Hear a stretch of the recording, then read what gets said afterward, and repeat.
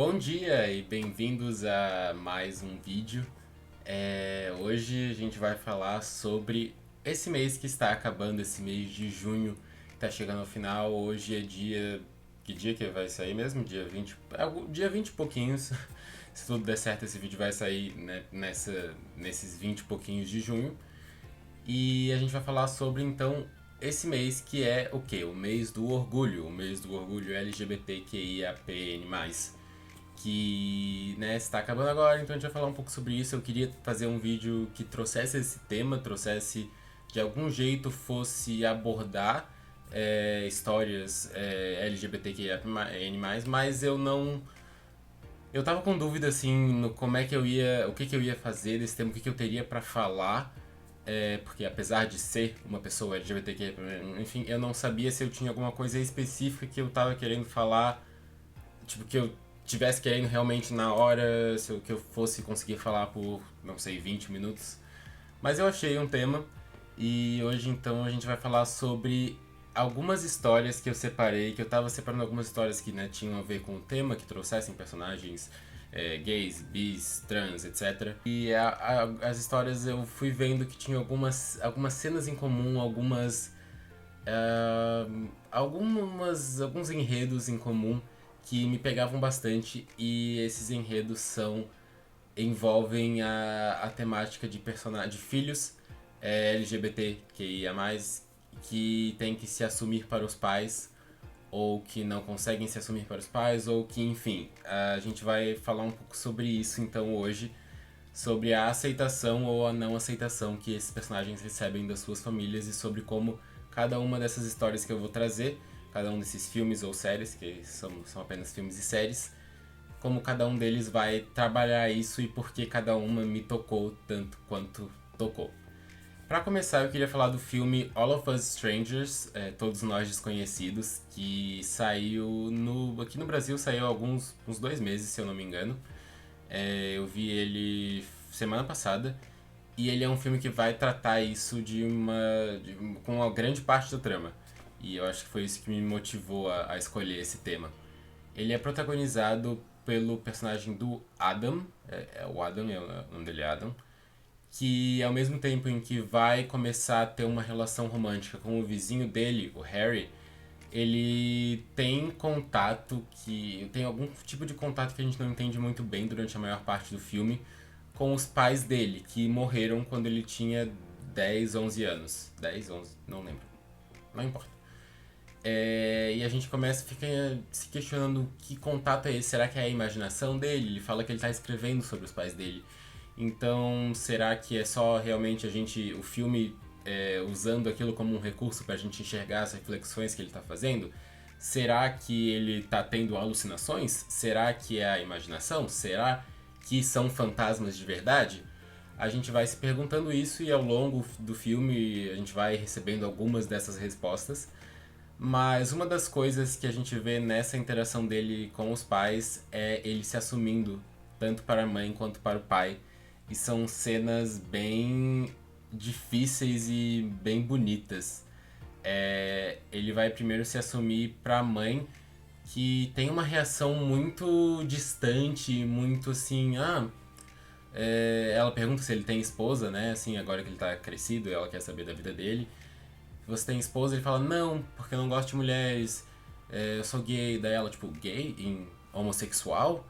E ela começa a ficar meio, mas falam, nossa, nunca imaginei, falam que é uma vida meio solitária, né? E essa doença que falam tanto você, e essa doença tal, e desde quando? Acho que ela pergunta também. Então, é aquele tipo de pergunta que, principalmente considerando que ela e o marido, né, morreram enquanto a crise da AIDS estava assim muito forte, e eles, né, a pouca informação que eles tinham sobre o assunto era negativa. E se hoje em dia a gente ainda tem muitas pessoas ignorantes, nesse caso não podia ser diferente. Então, lendo algumas entrevistas sobre o filme, eles realmente quiseram tratar de um jeito realista, né, toda essa questão. E depois ele vai falar com o pai dele, e o pai dele conta que ele às vezes ia dormir chorando, né? E que o pai dele ia ficar lá, querendo ir falar com ele, mas não sabia se ia falar ou não. E daí nunca foi ver o que estava acontecendo. E ele pede desculpas e pergunta por que ele chorava. E ele fala que os garotos da escola zoavam com ele. E aí o pai fala que ele é provavelmente por causa disso que ele nunca foi ver como é que ele tava, porque ele não queria pensar no filho como um garoto que fosse ser zoado, porque ele sabia que se ele tivesse na escola, ele zoaria o filho. Então são cenas bem difíceis, assim, de tipo, realmente um confronto, mas ao mesmo tempo eles vão entendendo, eles vão aceitando e eles vão se reconciliando e se perdoando, assim. É muito bonito como eles conseguem reconstruir essa relação apesar de todos os preconceitos que, né, enfim. E a gente vê como é difícil para o nosso protagonista, para o Adam, que ele, pô, pra ele, ele não sabia, ele não sabe se ia ser aceito ou não, porque os pais morreram, né, quando ele tinha 10 anos, e aí essa jornada dele é bem difícil, ele é uma pessoa solitária, né, ele fala até pra mãe, quando a mãe pergunta se ele é solitário, ele fala assim, até sou, mas não é por ser gay, então é muito interessante. E o Harry, que é o cara com quem ele começa a ter um relacionamento, ele fala um pouco sobre isso também, sobre como isso impactou na vida dele, e é bem interessante também a história dele. Ele fala que sempre foi um pouco mais distante da família dele, mas ele nunca sabia bem o porquê.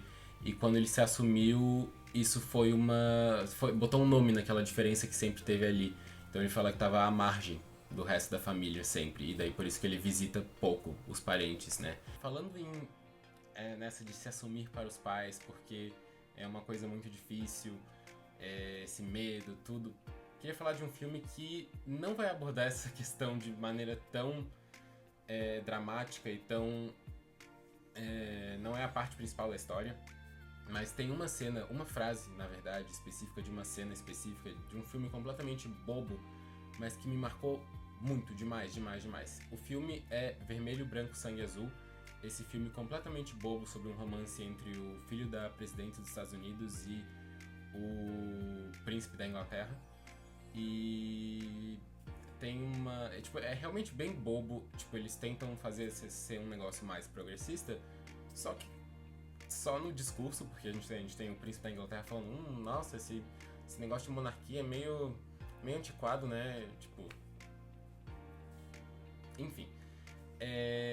Mas tem uma cena em que o Alex, que é o filho da presidente americana, que ele vai se assumir pra mãe dele. E depois que ele se assume e tal, tudo corre bem, assim, a mãe é bem receptiva, bem tranquila com isso. Ele fala pro Henry, que é, né, o namorado dele, que tinha acabado de se assumir pra mãe, e que é engraçado porque ele não tinha medo de que ela fosse rejeitar ele. Ele tinha medo de que ela fosse ver ele de uma maneira diferente. Mas aí ele percebeu que era esse o ponto. E essa frase pra mim, nossa, quando eu ouvi ela pela primeira vez, quando eu assisti o filme, me bateu muito, porque eu tava passando por uma coisa muito parecida.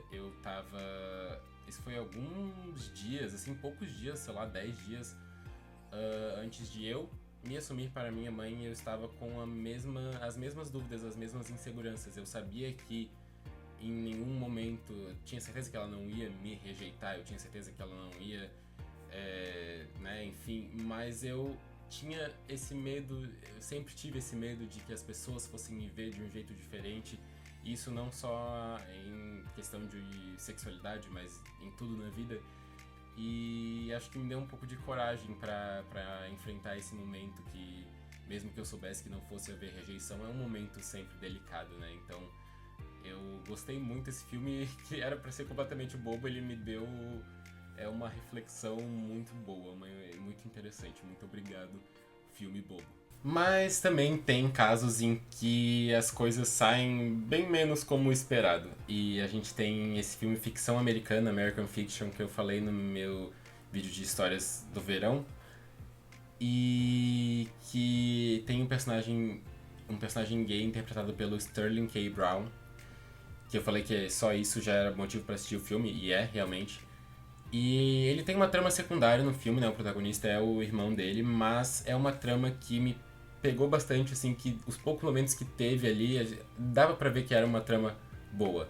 O que acontece? Ele foi casado com uma mulher, ele tem filhos, só que depois que ele se assumiu, acho que ele, na verdade, se não me engano, ele traiu ela, daí, né, enfim, deu toda a separação, agora os filhos odeiam ele, a ex-mulher tirou tudo que ele tinha.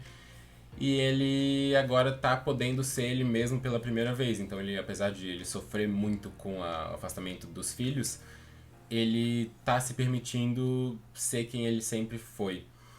E nisso a gente tem umas cenas muito dolorosas. Tem uma cena em que ele vai com o irmão dele, o protagonista do filme. Porque a mãe tava com Alzheimer e ia ser internada. E eles dançam juntos, ele com a mãe. E é uma cena muito bonita, assim, os dois, ai que beleza. Daí ela chega e fala no final: eu sempre sabia que você não era um queer, que é difícil de traduzir para português, né? Mas que queer hoje em dia a maioria das pessoas usa como um LGBTQIA+, no geral, assim, né? A gente usa, tipo, todo mundo que geralmente é LGBT é queer, mas vem de essa é uma reapropriação de uma palavra que era usada como ofensa, né? Então, e nesse contexto, claramente a mãe usa como ofensa, né? Na tradução, no dublado, ficou eu sempre sabia que você não era gay, que tem um peso diferente, mas ao mesmo tempo a frase vai exprimir a mesma coisa, né? Ela falando, sabia que no fundo você não era gay, que era só uma fase, que... E dói muito essa rejeição, assim, porque é uma frase que pega bem de surpresa, assim, sabe? Eles estavam lá dançando um momento muito bonito, e ela fala isso, e daí ele sai, assim, ele só não consegue mais, e ele sai. E algumas semanas depois, né, no tempo do filme, vai ter o casamento da ex-empregada da casa. E aí o pessoal chega lá na casa deles, né, que é onde vai ser o casamento, e descobre o Cliff, né, esse personagem que eu tô falando, que eu falei o nome dele até agora, acabei de perceber isso. Eles chegam e veem o Cliff junto com amantes dele que estavam passando um tempo lá. Ele não ia no casamento, ele disse que estava fora, né, da cidade, mas ele estava lá, assim, só não foi embora de verdade. E daí eles chegam e ele, meu Deus, o casamento, é verdade, né? E daí tá lá, tipo, tá todo mundo sem camisa, ele tava usando algumas drogas, que eu não lembro quais eram. E daí chega o irmão dele e os dois noivos, né? E ele fica, meu Deus, é o casamento, né? Então, eu vou embora, né? Não vou embora, não vou ficar aqui, né? Não quero me impor. E daí a Lorraine, que é a noiva, né? Que é a empregada da casa, ela chega e ela fala, você nunca ia se impor. Você é família. E aquela aceitação porque ele não teve a aceitação da mãe, né? A mãe nunca realmente aceitou, mesmo que eles pudessem ainda conviver normalmente. Ele sabe que ela nunca vai aceitar, mas a Lorraine aceitou. A Lorraine, que também era parte da família dele. E aquele momento é muito bonito, assim, é muito ver. Eu acho que nunca não tem nada mais poderoso na ficção, talvez isso diga um pouco sobre mim, do que ver uma cena de alguém que nunca se sentiu aceito, de as outras pessoas chegarem e falarem assim, você é aceito. Eu acho que talvez fale um pouco sobre as minhas próprias inseguranças, mas, sei lá, em Encanto, por exemplo, quando a família aceita a Mirabel depois dela. Enfim, isso não tem nada a ver com nada. Voltando ao Cliff, na festa do casamento, ele começa a ter uma conversa com o irmão dele, né, que é o protagonista, que meio que teve uma briga com a namorada dele, porque ele não queria, ele botou, tipo, não quis ser sincero com ela, digamos assim, pra resumir bem, que é meio complicado de explicar. E aí o Cliff chega e fala sobre que ele vem pensando muito sobre como o pai deles morreu sem saber que o Cliff era gay. E agora ele nunca, né, nunca vai saber. E como ele queria ter sido sincero, como ele queria ter tido tempo pra poder falar sobre isso. E o protagonista fala, né, tipo, pô, mas e se ele tivesse rejeitado você? E aí o Cliff fala, bom, pelo menos ele estaria me rejeitando por inteiro, estaria rejeitando o meu eu verdadeiro. E é muito dolorosa e muito bonita essa frase, porque a gente não sabe realmente se o pai do Cliff ia rejeitar ele ou não, mas também é inspirador, assim, porque ele fala que ele quer ser quem ele é de verdade, não importa o que as pessoas vão pensar.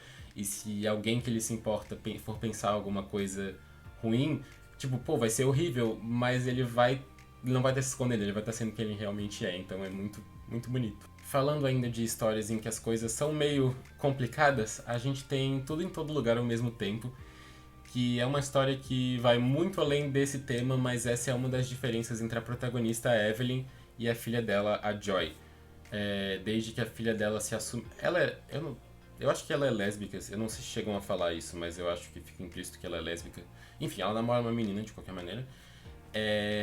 E a Evelyn, ela aceita, ela fala assim, você é sortuda por ter uma mãe como eu que vai aceitar, mas ela pede pra Joy não apresentar a namorada dela como namorada na frente do avô dela, do pai da Evelyn, porque ele é um homem de outra geração, blá blá blá blá blá blá. E daí quando a Joy chega com a namorada, a Evelyn fala, essa é a amiga dela. E isso é uma das questões principais né, da briga principal delas. O filme é muito sobre a relação de mãe e filha e sobre uma tentando entender a outra, mas as duas não conseguindo. E ele faz isso de uma maneira bem louca, né? Bem viagem ao multiverso e tal. Mas essa pra mim foi uma das questões que mais bateu assim pra mim, tanto que tem uma cena em que tem uma versão como é que eu posso falar isso?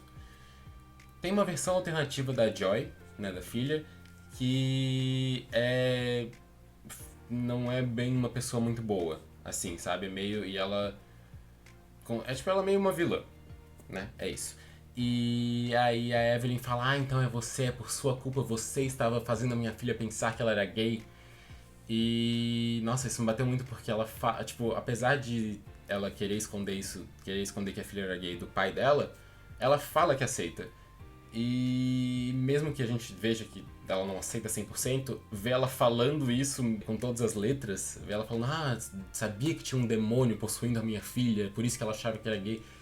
Bate assim, dói assim. E a relação entre a Evelyn e a Joy, ela é muito complicada, mas elas tentam fazer funcionar e eu acho, querendo ou não, muito bonito, mas é uma cena que dói muito ver que existem diferenças que são muito grandes entre as duas, né?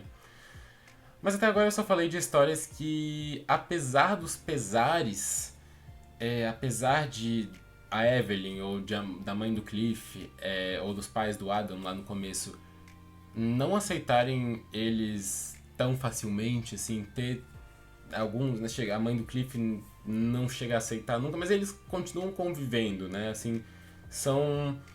Ainda não aconteceu uma ruptura entre pais e filhos, né? Tem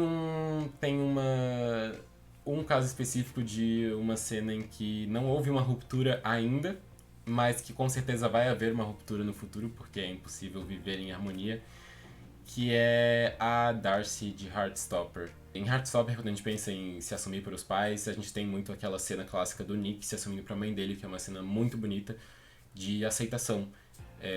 Aceitação pura, pronto, ela realmente fala, tipo, ela chega até a se desculpar se em algum momento ela deixou a entender que ele não poderia contar alguma coisa assim pra ela. E é muito bonito tudo tal, e todo mundo fala muito bem, e com razão, porque é uma cena muito linda.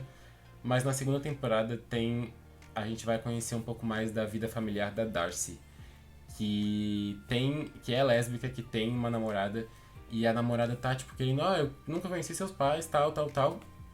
E aí, no final do penúltimo episódio da segunda temporada, a Darcy, a gente vê ela tendo uma briga com a mãe, porque ela comprou um terno pra ela ir na formatura, e as duas começam a brigar, porque ela fala, você não vai com esse terno, você não vai com essa coisa, você vai parecer uma lésbica. E aí a gente vê essa briga delas, mas a gente não ouve tudo que tá na briga, a gente vem um som, assim, uma névoa escura. Heartstopper é uma série que vai brincar muito com elementos visuais, assim, porque é baseada em quadrinhos, então tem muitos desenhozinhos que aparecem na tela. Nesse caso tem uma névoa escura, uma fumaça roxa, assim, que vai meio que cobrindo a tela, e uma trilha, assim, que não vai deixar a gente ouvir a conversa inteira, mas a gente não precisa ouvir porque a gente sabe exatamente o que está sendo falado, mesmo que a gente não saiba cada detalhe.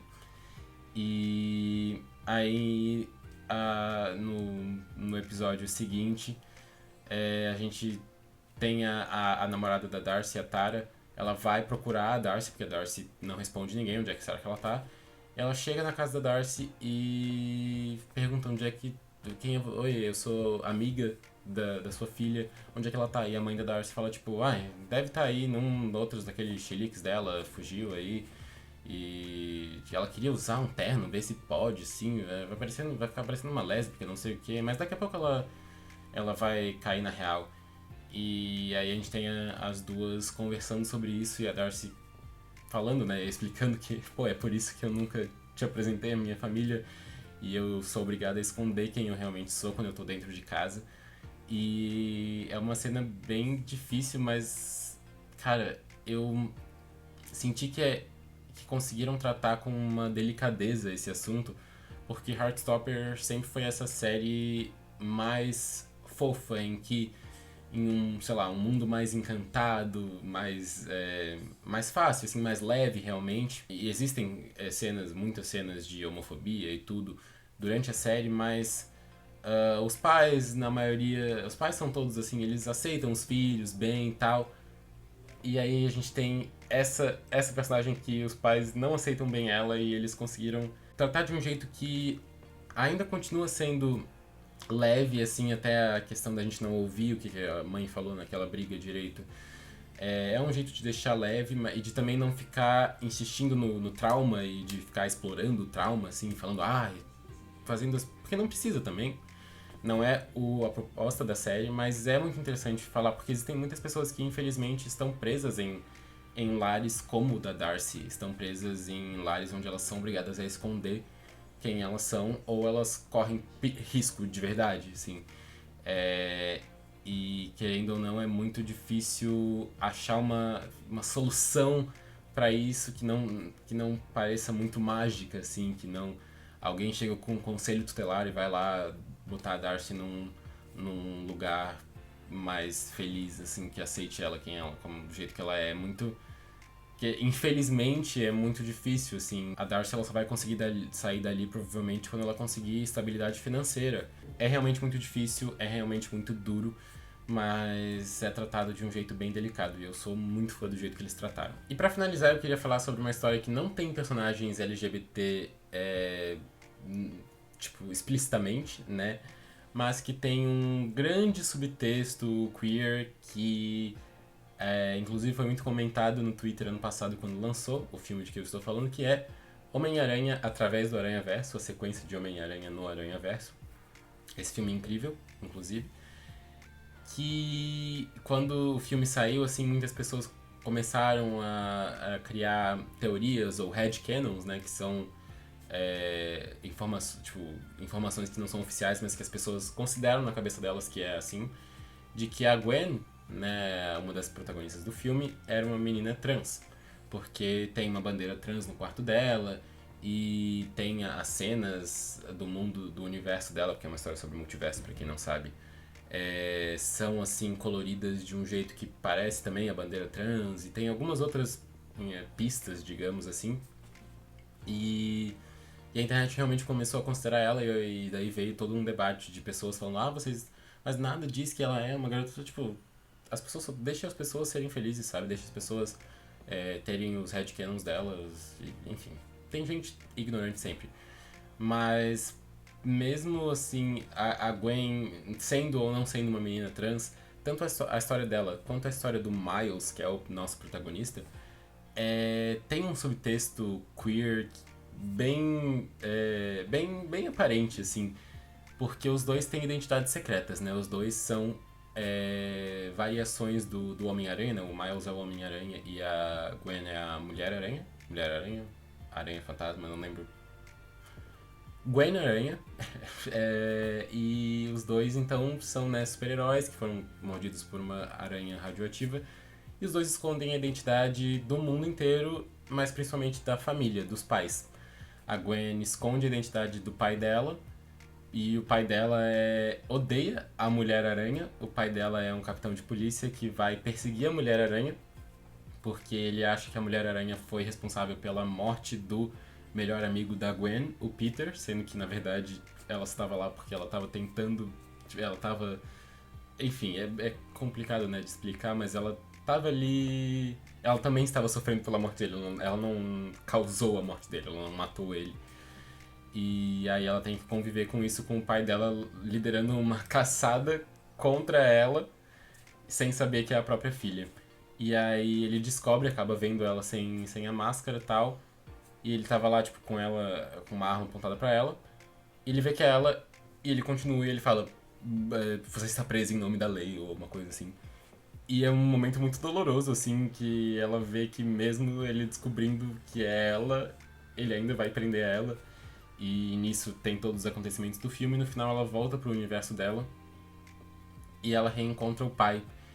E ele conta que ele se demitiu do cargo de capitão da polícia e que ele não entende muito bem ainda, mas ele tá ali pra entender. Então, é obviamente uma cena com muito subtexto, né, LGBT, e é muito bonita, mas muito difícil, assim, a cena do...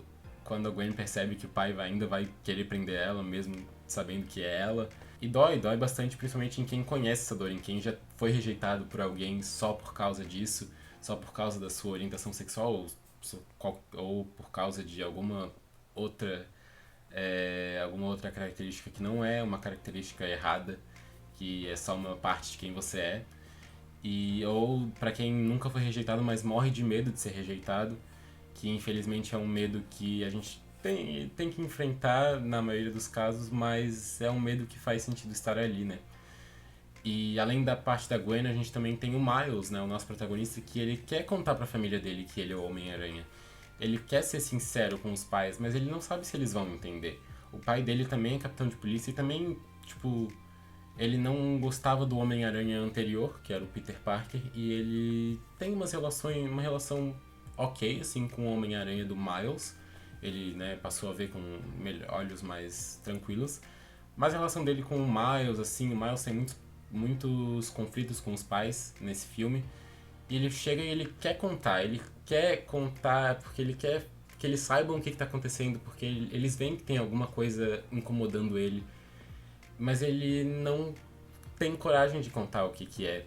Tem uma cena em que a mãe dele fala e, tipo, a gente vê que tá difícil, você tá de castigo, você pisou na bola com a gente, ele realmente tinha pisado na bola, mas a gente tá aqui, você pode contar o que tá acontecendo. E ele vai, tipo, eu. Eu. Desculpa por chegar atrasado. Ele não consegue falar. E depois no final do filme, um spoilerzinho pequeno, ele chega, ele encontra a mãe dele e ele fala: Mãe, eu sou o Homem-Aranha. Ele dá todo um discurso de eu não queria, tinha medo de contar pra vocês, mas é isso, esse sou eu e tal, tal, tal. Mas meio que vai um balde de água fria porque, enfim, não vou contar o que é, mas tem alguma revelação que ele realmente não confessou pra mãe dele que ele é Homem-Aranha, ele confessou pra outra pessoa. E, enfim, não vou dar mais detalhes. Enfim, eu queria trazer essas histórias, essas 6 histórias, porque elas me fizeram sentir emoções, me fizeram sentir alegria, tristeza, raiva, e me fizeram ter esperança de que sempre vai existir alguém que vai te aceitar. Então, assim, desejo para todos vocês, e especialmente para as pessoas que estão na comunidade LGBTQIA+, seja assumidas, não assumidas, que vocês consigam ter o espaço e a coragem para ser quem vocês são e não precisar mais se esconder. Eu consegui, eu tinha muito medo de que as pessoas fossem me ver de um jeito diferente, não de que algumas pessoas fossem me rejeitar, porque algumas pessoas eu sabia que não iam me rejeitar, mas eu ainda assim tinha medo de que elas fossem me ver de um jeito diferente, mas né, é esse o ponto, como disse o Alex em Vermelho, Branco, Sangue Azul, é esse o ponto. E eu espero que todos tenham a oportunidade de né, compartilhar quem vocês realmente são com as pessoas que vocês amam e que vocês estejam seguros fazendo isso. E é isso, muito obrigado por assistirem e até a próxima. Tchau, queridos. Beijo e feliz finalzinho do mês do orgulho pra vocês.